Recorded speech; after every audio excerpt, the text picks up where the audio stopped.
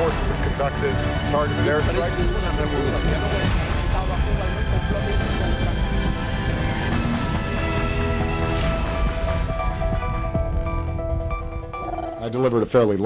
Yo entregué una declaración bastante larga sobre cómo estamos deseando un nuevo futuro en la relación entre nuestros dos países.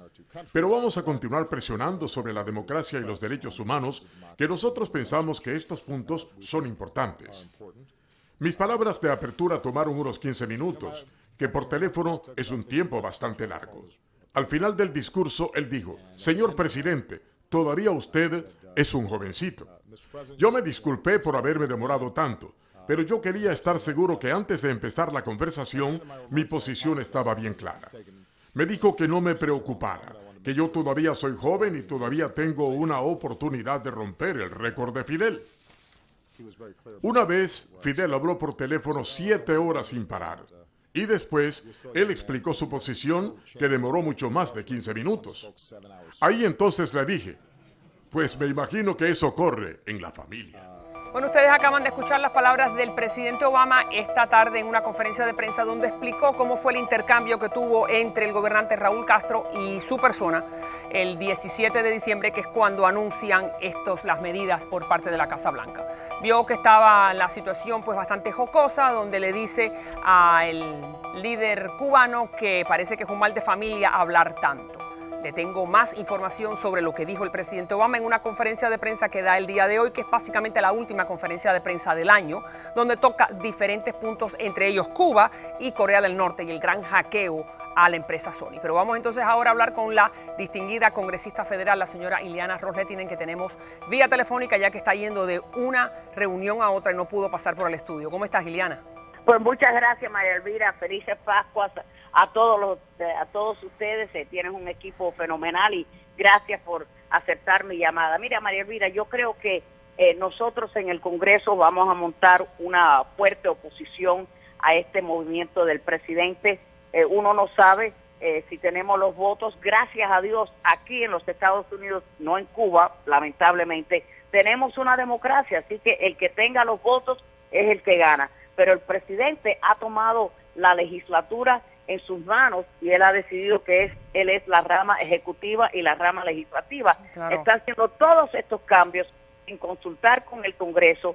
Nosotros podemos controlar los fondos, así que si él quiere esta embajada en Cuba, yo no sé cómo lo va a conseguir, María Elvira. Quédate ahí, es importante para que la gente entienda. Él puede determinar, pero ustedes son los que tienen que poner el dinero en la mesa para que se pague el aire acondicionado, ¿no? El embajador, las secretarias, los que limpian y los que cortan el pasto, ¿no es así? Ese es el Congreso Federal. Ahora tenemos un tremendo senador, Lindsey Graham, republicano de Carolina del Sur, que él está en contra de estas medidas del presidente Obama y que él ha dicho que él no va a dar ni un centavo para esta nueva embajada. Ok, pero la gran pregunta, y que es importante lo que me estás diciendo, la gran pregunta es ¿cuántos votos tienen ustedes, los republicanos, dentro de su propio partido para poder detener este tipo de iniciativa? Bueno, eso es lo que uno no sabe. Gracias a Dios tenemos esta democracia, y no solamente dentro de nuestro partido. Acuérdense que ahí tenemos unos dos leones, Marco Rubio, republicano, pero Bob Menéndez, demócrata. Bob Menéndez es un tremendo líder en el Senado. El Lindsey Graham lamentablemente tiene como el líder demócrata en su subcomité de asignación de fondos a nada menos que Pat Leahy, que es uno de los dos senadores que fue a Cuba para el regreso de Alan Gross. Así que ya Pat Leahy le ha dicho, no importa lo que diga Lindsey Graham, yo voy a darle todos los fondos al presidente Obama para hacer esta nueva embajada. Así que no solamente es un edificio, es todo el dinero que se necesita para implementar estas regulaciones. Roberta Jacobson, de muy alta categoría en el Departamento de Estado, ha dicho que este tren está moviéndose tan rápido que van a implementar estos cambios, no en meses, sino que en días y semanas. Bueno, es correcto. Y ahora que dices eso, y el secretario de Relaciones Exteriores de los Estados Unidos, el señor Kerry, ya anunció que su segunda a bordo, que es la señora Jacobson, va a ir antes, posiblemente en enero, no sabemos si va a ir antes de Navidad, a La Habana para comenzar estas negociaciones de la apertura de La Habana, de la embajada. ¿Qué puede hacer el Congreso Federal, los republicanos, para detener esa esa visita? Si Bueno, algo. esa visita se va a cumplir porque el Departamento de Estado ya tiene los fondos, que el secretario Kerry tiene los fondos hasta al fin de septiembre, así que no es de casualidad que el presidente anunció estos cambios dramáticos y drásticos el día después que terminamos la sesión y ya él había conseguido los fondos para toda su agencia y ahora él puede distribuir el dinero como él piense. Ahora, esto ha sido un shock. No, pero quédese ahí, es importante, sino... congresista, lo que usted me está diciendo es importante. Entonces significa que como ya se pasó el presupuesto del año que viene, el Departamento de Estado tiene los fondos que se podrían utilizar para abrir una embajada en La Habana, ¿no es así? No creo que ellos van a tener, este presidente es capaz de hacer cualquier cosa, pero esto sería una regulación que él necesita la autoridad del Congreso, la autorización para hacer este nuevo edificio. Así que tiene los fondos, los puede quitar de otros grupos que él tiene del Departamento de Estado y ponerlo para ciertas operaciones en Cuba, pero sería una batalla tremenda lo que le espera al presidente Obama con el nuevo Congreso, porque él está autodeterminando cómo se van a usar estos fondos sin consultar con el Congreso. Así ¿Y qué pasa con el embajador? ¿No? Sin duda que va a ser un choque dramático y eso lo sabemos en la prensa y sobre todo en esta ciudad que es el centro de la militancia anticastrista. Tengo dos preguntas más. Dígame, el embajador en particular, ¿de qué manera el Comité de Relaciones Exteriores del Senado, que es el que tiene que aprobar el nuevo embajador en La Habana, puede detener o no detener a esa persona? Bueno, primero yo felicito a Marco Rubio porque aunque se aprobó la nominación de un señor que se llama Blixen en el Departamento de Estado, Marco hizo todo lo posible para parar esta persona porque no tenía una visión muy clara sobre Cuba. Marco ahora seguro que va a hacer todo lo posible con la ayuda de Bob Menéndez, nuestro socio en esta lucha, para decirle no, porque es muy prematuro normalizar relaciones con una dictadura que siguen sin tener elecciones, sin tener partidos políticos, sin tener libre expresión de ideas, darle un premio de millones de dólares simplemente porque ponen en libertad personas que estaban injustamente encarceladas, es un insulto no solamente a nuestro exilio histórico político, sino también es un insulto a los valores americanos, democracia y libertad. Quiero preguntarte, la reacción por parte del pueblo llano. Usted es una de las representantes que más años lleva representando el sur de la Florida.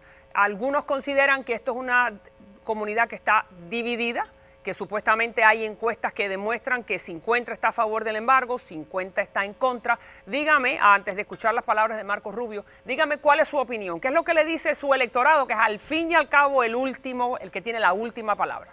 Bueno, yo creo que la comunidad está unida, que quieren democracia, libertad y justicia para el pueblo oprimido de Cuba. Yo creo que las personas que dicen que quieren levantar el embargo es porque piensan que si tenemos estas leyes más liberales puede producir estos cambios en favor de la democracia. Yo creo que no hay nadie en nuestra comunidad que esté en favor de esa dictadura, de esa crueldad, de ese cinicismo que se ve en Cuba. Así que ojalá que toda nuestra comunidad esté en favor de tener cambios reales que van a mover la sociedad civil hacia una Cuba futura que tenga libertad, pero sabemos que pero en particular, Liliana, la gente que usted sirve en particular, vemos en toda la prensa internacional que el exilio está dividido, que está tratando de... Eso no es verdad, María. Eso es lo que le estoy preguntando.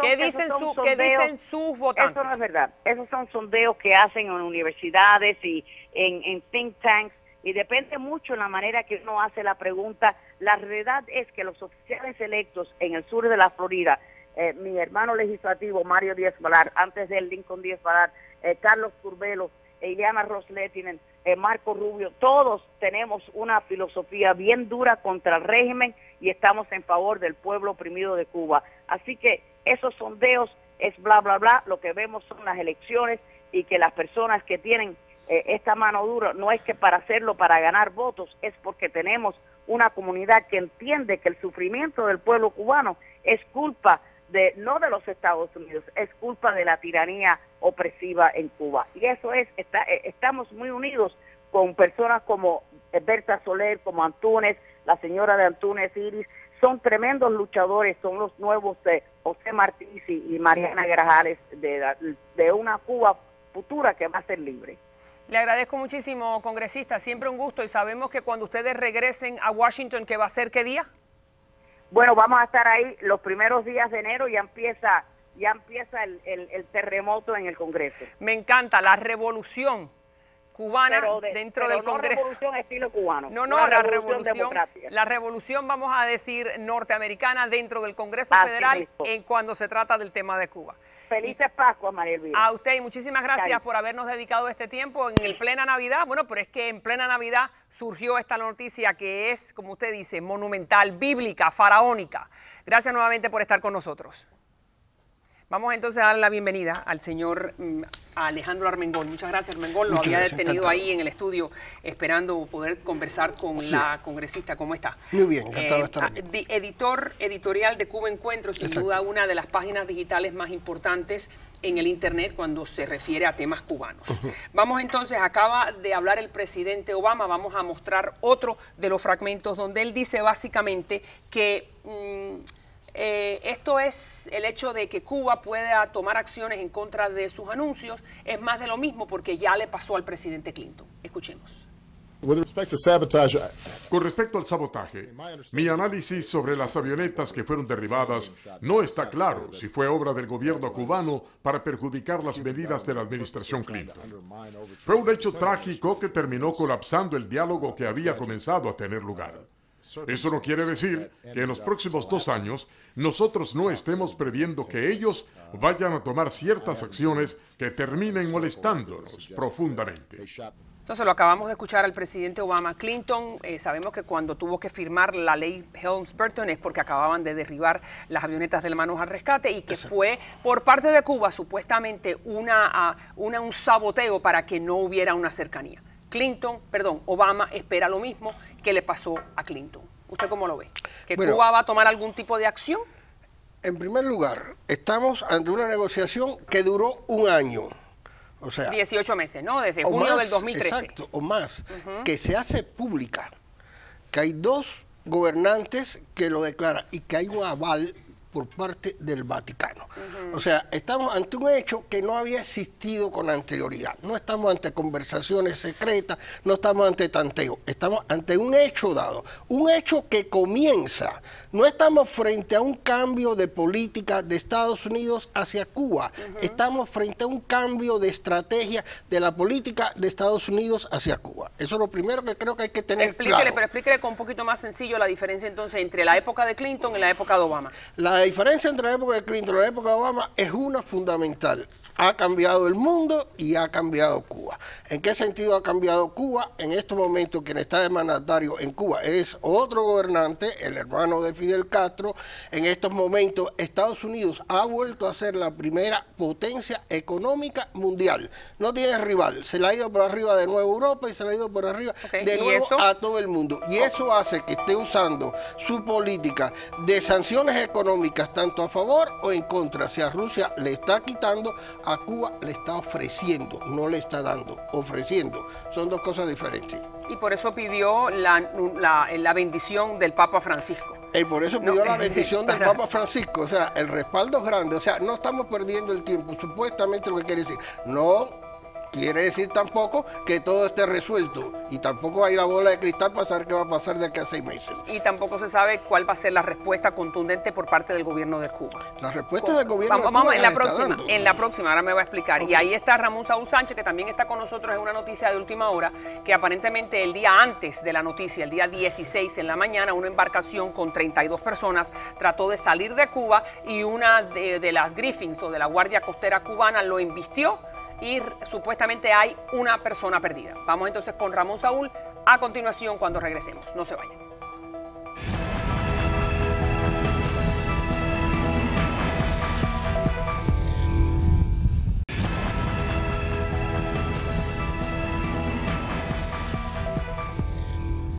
Estados Unidos pretenden con estos cambios que Cuba regrese al capitalismo y regrese a ser un país servil a los intereses hegemónicos de los grupos económicamente más poderosos de los Estados Unidos, deben estar soñando.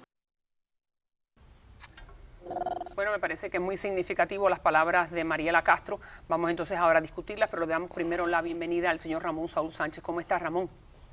Muchas gracias, María Mira. Está con nosotros vía Skype porque sé que hay una noticia de última hora donde una embarcación con 32 personas trataron de salir el miércoles en la mañana y fueron embestidas por la Guardia Costera cubana. Dime cuál es la última información que tienes. 31 personas han sido rescatadas. ¿Qué pasa con la persona que está perdida? Acabamos de realizar una conferencia de prensa. Está conmigo aquí el tío de Diosbel Díaz Beoto, que está perdido desde que el incidente tuvo lugar cuando las patrulleras cubanas agredieron la embarcación donde escapaban de Cuba 32 personas. Las patrulleras, a pesar de que habían mujeres y niños a bordo, continuaban agrediendo a la embarcación hasta que lograron que esta se hundiera, y ahí desapareció Diosbel, y luego rescataron a las personas, fueron llevadas a tierra, las mujeres y los hombres fueron detenidos, posteriormente soltaron a las mujeres, pero los hombres aún permanecen encarcelados. Según se dice, la embarcación es procedente de acá, de los Estados Unidos. Probablemente el individuo que iba tripulando la embarcación se negó a parar.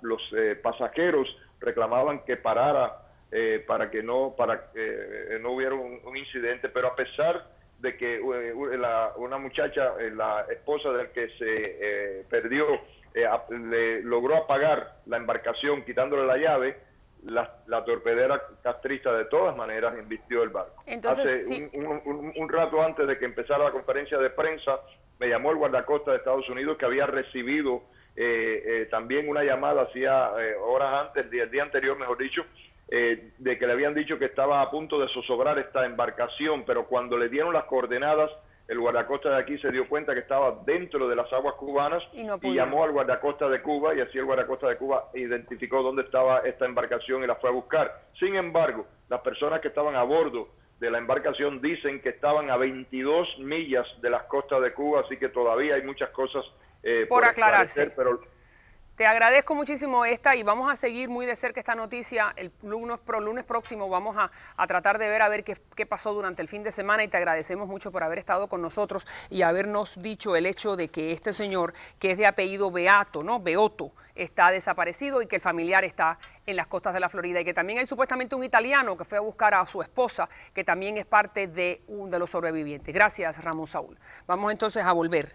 Ya escuchamos a Mariela Castro diciendo de que el socialismo, el capitalismo no regresa a Cuba, y ahora entonces vamos a escuchar a la subsecretaria de Estado, que es la que supuestamente va a ir a Cuba a comenzar las conversaciones para abrir una embajada en La Habana, diciendo que los derechos humanos son parte de la agenda, pero no le da el énfasis que a muchos nos gustaría que le diera. Ahí está. Yo sí creo que algunos problemas de derechos humanos serán conversados en este viaje. No creo necesariamente que estamos hablando de que los derechos humanos sean una condicionante directa en la restauración de nuestras relaciones diplomáticas. Eso es un proceso legal, o más exactamente un proceso diplomático, que será bastante mecánico.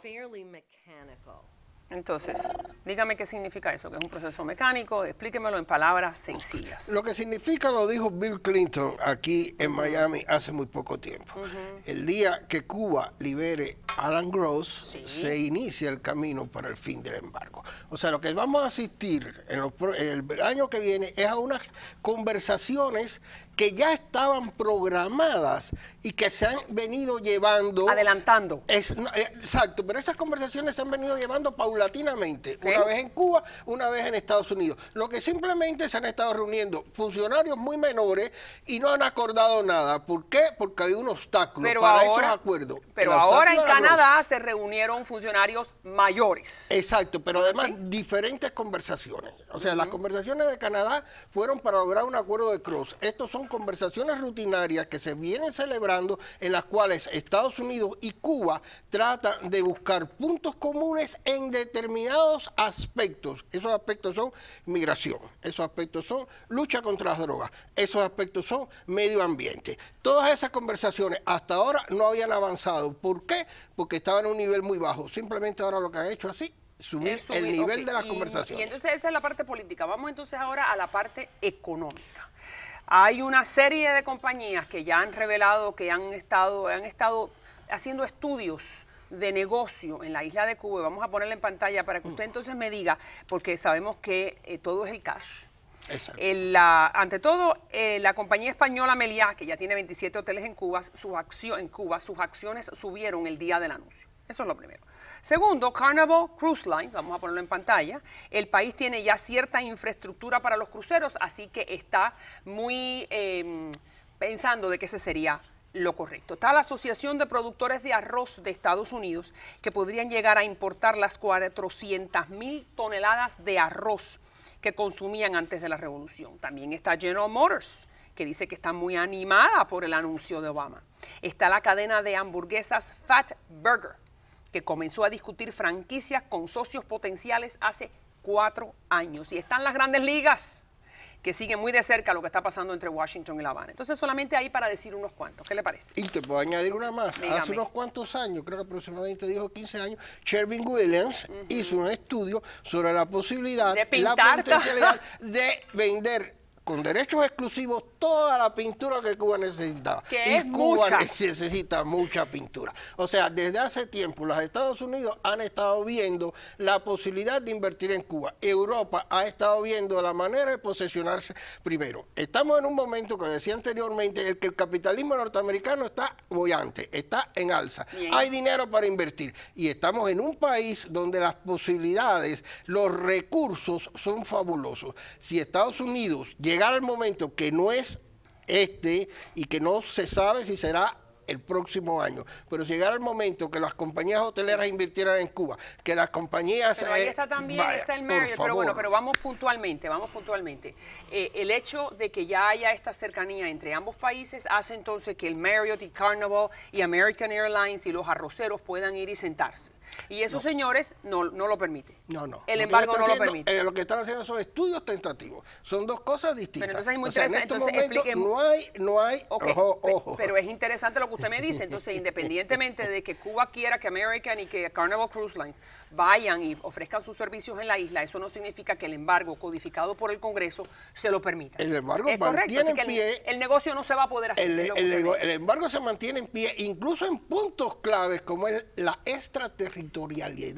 Eso quiere decir que cualquier compañía norteamericano que esté fuera de Estados Unidos no puede invertir en Cuba. Eso quiere decir que cualquier producto que tenga el 10%, solamente el 10%, un martillo con el 10% de acero fabricado en Estados Unidos, no se le puede vender a Cuba. Eso le ha ocurrido a España en múltiples ocasiones. O sea, todo eso está en pie. Obama no ha cambiado nada de eso. Que se discuta en el futuro o el año que viene es otro asunto. Y entonces, pero todo eso está en pie. Entonces, ¿por qué tanto entusiasmo por todas estas multinacionales norteamericanas pensando de que dentro de un año van a poder estar sirviendo y vendiendo en Cuba? Por dos razones fundamentales. Una, porque son previsores. Son previsores. O sea, las latas de pintura van a ser necesarias. No actúan improvisadamente. Son más previsores que lo que nunca ha sido el socialismo. En eso le han ganado la batalla siempre. Okay. Eso es uno. Y el segundo es presión. O sea, a la vez que son previsores, si todo esto se empieza a mover, comienza a acumularse la presión, que es lo que hemos venido viviendo en los últimos meses. La presión sobre el gobierno. La presión sobre el gobierno y la justificación sobre el gobierno cubano. Sobre el gobierno cubano y sobre el gobierno norteamericano. Pero bueno, ya la presión, ya la presión sobre el gobierno norteamericano ya cesó, porque ya el gobierno ha dicho que sí. Ahora está en manos del Congreso la codificación del embargo. La pregunta es, que es la gran pregunta, ¿la presión al gobierno cubano podría funcionar? Sabemos que el gobierno siempre ha dicho que ellos bajo presión no funciona, y ahí lo acaba de decir Mariela. La presión bajo el gobierno cubano existe en Cuba y se llama Puerto del Mariel. eso no es una construcción que se ha hecho por gusto, es una inversión multimillonaria. De los brasileros. De los brasileños, sí, pero que necesita Cuba para un desarrollo. La única manera que tiene ese puerto de funcionar es que hay algún tipo de vínculo, no estoy hablando del levantamiento total del embargo, hay algún tipo de vínculo, y ya se dio el primer paso, y ese sí se dio, de los barcos norteamericanos o los barcos extranjeros que puedan después entrar en puertos norteamericanos. Los Carnival, el Royal Caribbean, y eso Miami, Habana, nos Habana. va a afectar a nosotros. Nos va a afectar a nosotros en el sur favor, de la Florida, porque los turistas se van a ir para allá y no venir para acá. Y va a ser mucho más fácil una terminal de crucero establecida en La Habana, con los salarios que paga La Habana, que establecida en Miami. Y mucho más exótico también, porque es la isla prohibida, ¿no es así? Así mismo. Ahora, ¿cuándo usted cree que el secretario de Estado, John Kerry, pueda aterrizar en La Habana? En los próximos 2 años no solamente va a aterrizar en La Habana John Kerry, va a aterrizar Obama. El exilio se tiene que preparar para eso. 2 años le quedan a Obama. En esos 2 años, Obama aterriza en Cuba. Si las cosas siguen como van, o sea, si no hay... Pero aterriza en Cuba en esos 2 años. A Birmania ha ido 2 ocasiones. Así que... ¿A quién ha ido 2 ocasiones? Obama a Birmania. Así. Birmania, muy bien, sí, donde estaba la Premio Nobel de la Paz. Nobel de la Paz. La disidente, no puedo pronunciar muy bien el nombre, pero sabemos que ha sido luchadora, es la Yoani de los birmanos. Bien, y es un gobierno dictatorial y una dictadura militar. En 30 segundos, en estos próximos 2 años, el gobierno de La Habana, estos próximos 6 meses, el gobierno de La Habana hace alguna acción para frenar el ímpetu de la Casa Blanca, tipo como ocurrió con Clinton, ¿sí o no? No, no lo creo, lo cual no quiere decir que no ocurra, pero que no es la intención. O sea, ellos no se han puesto en estos momentos a negociar por gusto. Ellos se han puesto a negociar porque saben que el argumento de plaza sitiada ahora ya no les da tantos resultados como el argumento de plaza visitada. Y eso es lo que ellos quieren, que le visiten la plaza. Mengol, muchas gracias. Usted siempre ilustre. Gracias. Ya regreso con más. La posibilidad real de un ataque cibernético mantiene en alerta a Estados Unidos. Un escándalo que se escapó de Hollywood para remover hasta los cimientos del servicio secreto.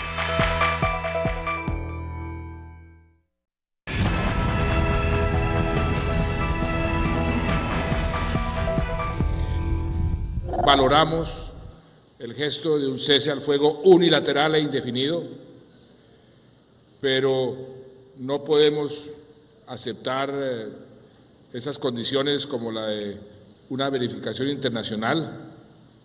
Vamos, eso sí, a analizar muy bien el avance y el cumplimiento de este cese al fuego, porque me parece que es un buen paso inicial.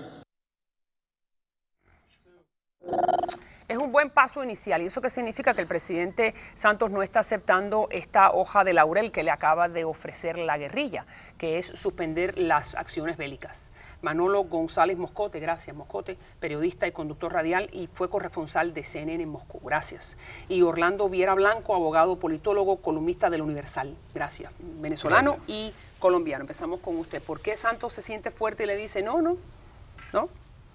No hay, yo no ceso mis armas. Bueno, muy sencillo. La condición que colocan las FARC en este momento para hacer un cese al fuego unilateral es sencillamente no podemos ir a este cese sin una verificación internacional. ¿Qué significa la verificación? ¿Qué significa? Que sencillamente van a tener que maniatar las manos a todo el ejército colombiano, y es lo que Santos no quiere. ¿Por qué? Porque es el momento de que no solo la guerrilla se desborde, aprovechando que el ejército no está actuando, sino también la delincuencia común en Colombia, que también es bastante complicada. Y que también está bajo el mando de la guerrilla. Y que, por supuesto, controla la guerrilla en muchas regiones del país. Por esa razón, Santos no va a eso de la verificación internacional. Ok, fíjese qué casualidad que la guerrilla anuncia el mismo día que el presidente Obama anuncia las medidas hacia Cuba, anuncia la guerrilla que van a parar el tiroteo unilateralmente. Significa ellos solos, no están esperando que el ejército haga lo mismo. ¿Hay una coincidencia? ¿Casualidad? Mira, aquí no hay nada de casual. La Habana está presionando, óigame bien, a las FARC para que firmen un acuerdo con Santos. La pregunta es ¿por qué? Porque ellos necesitan a las FARC ya en la parte política para subirlos a la presidencia de Colombia y en ese momento tener otra élite en el continente. Pero mire... Por la vía democrática, por la vía de las elecciones. Pero cuidado, la pregunta es ¿por qué? porque sencillamente ya ellos no confían en Venezuela, ya ellos saben que en Venezuela el petróleo no va a venir en las condiciones que viene, y Colombia viene subiendo en la exportación y la producción de petróleo. Ahí tiene usted una respuesta. Vamos entonces, ahora que usted me dice Venezuela, escuchemos al canciller, dice el canciller del país, el señor Ramírez, diciendo, no nos importan las sanciones. Adelante. Aquí lo más grave de las sanciones de los Estados Unidos no tiene que ver con que vayan a causarnos ningún daño a nosotros o no, sino tiene que ver con que es un cheque en blanco, es un incentivo a los grupos que dentro de Venezuela están al margen de la ley, están al margen de la Constitución. Entonces, dígame. Supuestamente han dicho repetidamente de que al anillo gobernante no le importa estas sanciones, que vamos a poner en pantalla cuáles son para que la gente entienda que no es necesariamente en contra del pueblo venezolano, sino es revocar visas a gente del anillo gobernante, es congelar activos y cuentas bancarias en Estados Unidos de ese anillo gobernante y descalificar o descalificar de los sancionados para hacer negocios con empresas estadounidenses. En otras palabras, mencionar personeros que no pueden hacer negocios con las empresas privadas. Dígame. Bueno, tú sabes que una de las cosas que a uno le sorprende de este doble discurso del gobierno venezolano es que son los primeros que han estado encantados con tener propiedad en los Estados Unidos, con tener conexión con los Estados Unidos, con venir a los Estados Unidos, con tomarse la foto con Mickey Mouse.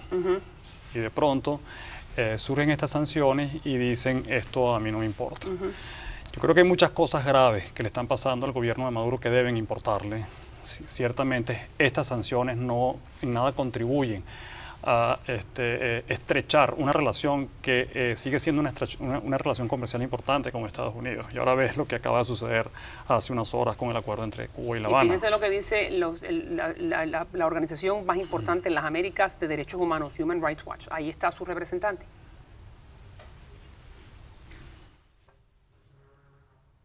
Yo sí creo que el mensaje que envía a los Estados Unidos frente a lo que está ocurriendo en Venezuela y la toma de este tipo de decisiones que no son sanciones económicas al pueblo de Venezuela, sino que están dirigidas única y exclusivamente a aquellas autoridades.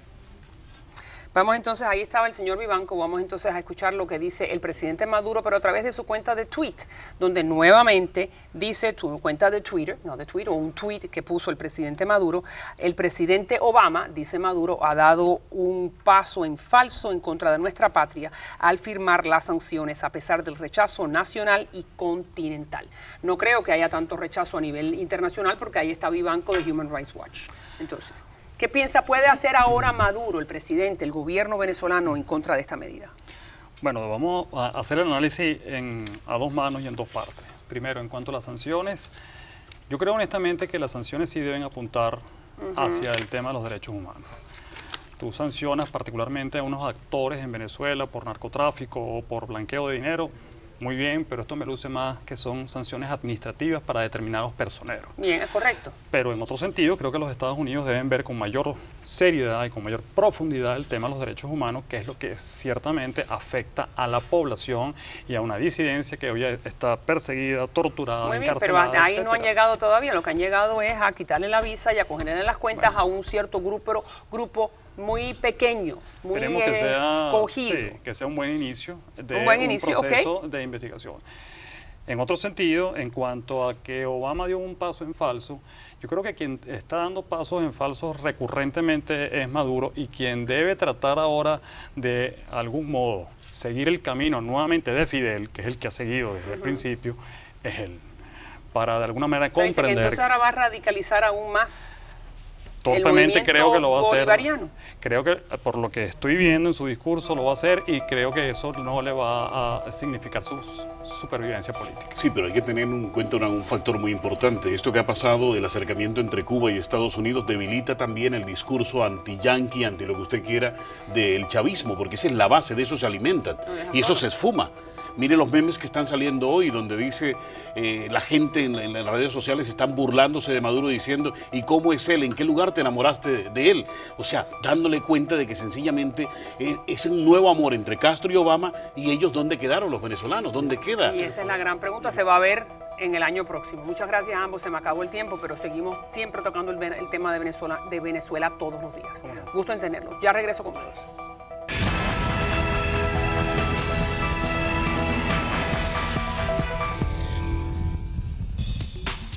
Las joyas de María Elvira son diseños exclusivos de Santayana.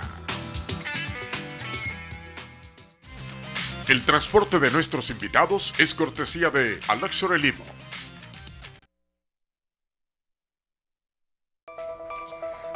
Quinto segmento, cuando puedo hablar con usted a través de las redes sociales. Ahí están en pantalla Facebook, Twitter, YouTube, Instagram o a través de la página del internet que es mariaelvirasalazar.com. Ahí también está en pantalla. Y bueno, me encantaría poder leer algunos de los mensajes. Lo voy a dejar para el lunes. Así que ya usted sabe, puede de todas maneras ir y ver programas anteriores a este programa, si usted quiere, a través de mariaelvirasalazar.com. Como siempre digo al final de todos los programas, si Dios contigo, ¿quién contra ti?